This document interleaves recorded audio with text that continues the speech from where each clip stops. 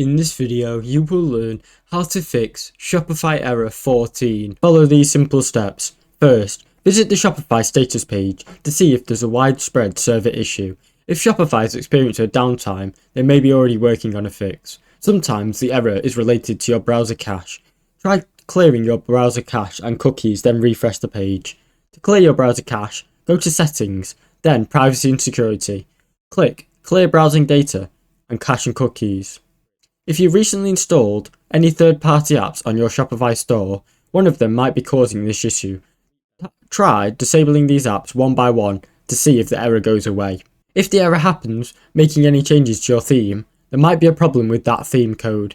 You can also revert to the default Shopify theme to see if that fixes the issue. If none of these steps work, try reaching out to Shopify support directly. Here they can check your store and confirm any potential issues on the server side. Thanks for watching. Don't forget to like and subscribe.